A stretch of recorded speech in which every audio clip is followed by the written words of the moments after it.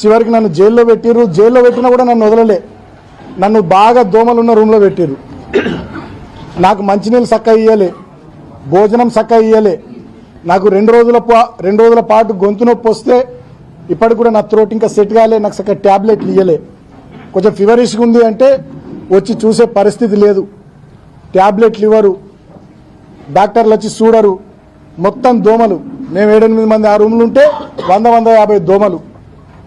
అంటే కావాలని చెప్పి మాకు రిస్ట్రిక్షన్స్, నువ్వు గిన్నెనే తిరగాలి, ఇగో గిదే బ్యారకు, బయటకు పోవద్దు, న్యూస్ పేపర్లు ఇయ్యరు, పుస్తకాలు తెప్పించుకుంటామంటే దానికి కోర్టు నుంచి పర్మిషన్ కావాలంటారు.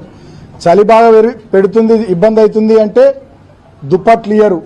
మా శ్రీకాంత్ అని మా అడ్వకేట్ ఒక 3 రోజుల తర్వాత పాపం ఆయన పోరాటం చేసి నేను కప్పుకోవడానికి కూడా దుప్పటి, దానికోసం మా ఆదిలాబాద్ చెందినటువంటి శ్రీకాంత్ అనే అడ్వకేటు 3 రోజులు ఫైట్ చేయాల్సి వచ్చింది.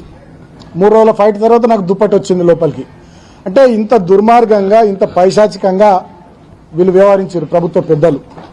అంతే.